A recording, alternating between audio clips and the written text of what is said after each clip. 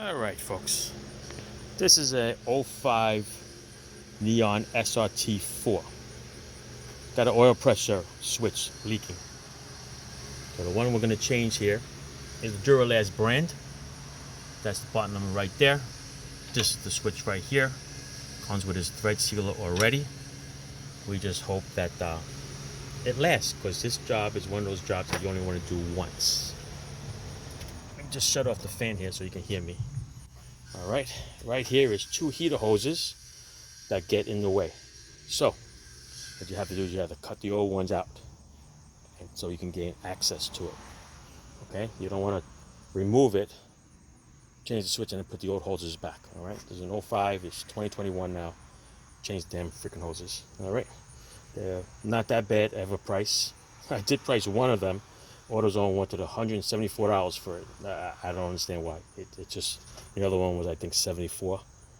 It's crazy. It's got to be something wrong with the website. But anyway, in order to get to it, people, you have to take the air cleaner out. This one had a cold air intake, so I just took it off. It attached to the turbo in there.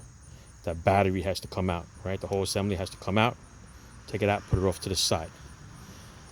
The battery cables, I pushed them all off to the side. The power brake booster hose and this other vacuum hose, I wire tied it off to the side. There's another vacuum hose going to the turbo. Looks like the actuator. Tied that up to the side. Then you gain a little access to your heater hoses. All right, those heater hoses, there's an upper and there's a lower. It's attached to this pipe. This pipe that runs along here. All right. There's a one's a 5/8 and one's a 3/4, but over there they look like they're both 5/8. Okay, so be careful and try to remember which one is which. Now, best way is to get that hose off is just take the clamps off and then slice them. All right, take the hose off, put a little slice in them, and you won't break any of the tubing. All right, twisting. Just cut them, slice them, take them out. Put new hose clamps. All right, get the worm ones, because those suck. All right, now to get in here to get to that switch, okay, if you remember my last oil pressure switch on a regular Neon, the switch is a neon connector. All right, the neon green connector.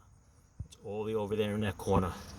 Now, with the turbo and everything else in the way, the only way to get to this switch is you have to remove the shift cable bracket. See that shift cable bracket? It goes on with two 18mm bolts right here. One goes in the middle between the two cables, and the other one is all the way in the back of the cable. Remove those two, and you're able to twist that whole bracket assembly. You can't take it out because it's still connected to the tranny, but if you want to, you can disconnect it off the bushings off the tranny. But I just took it and I just twisted it off to the side. And over here, my Fugazi setup here is basically just a flexible ratchet with an adapter to a 1/2-inch drive deep socket. Okay, you can get an oil pressure switch socket. I don't know where mine is. I can't find it. But have an oil pressure switch socket, that's even better. All right, so that's the only way you can get in there. Don't forget that little terminal has a little red lock clip. So if you can get your finger through the other side and just push the red clip up, out of the way, and then squeeze a little tang, and the neon green connector will come out. Okay, now once you get in there, you're going to use this little Fugazi setup here, and you're going to ratchet that little assembly off. Okay, not fun. It's definitely not easy to get to. But once you get the socket on there, work your way, it will come out. It'll fall out in your hand. Excuse me. And of course, you know, the oil's going to come out. So make sure you clean that up, otherwise it'll be a mess. All right, matter of fact, before it becomes a mess, I'm going to get a little cardboard and throw it on the floor here. Throw a little cardboard under the ground there so you don't mess up your driveway.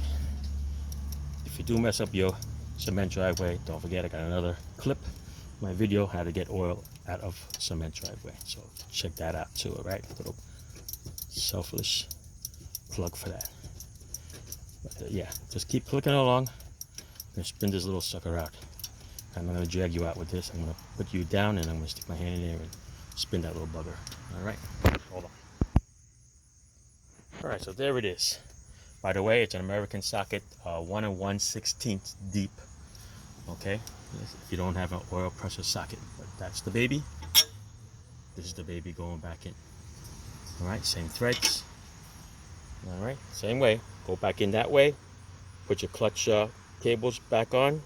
Replace 2 heater hoses, your battery, your air intake, and you are good to go.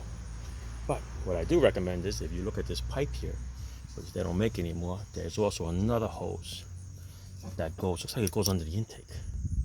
Okay, I recommend changing that one too. So I'm going to see where that one goes and change it, because if I'm this far already, there's no sense turning back, because if that hose does go, it's going to be a bitch to change it. So change all your heater hoses, anything that's in your way.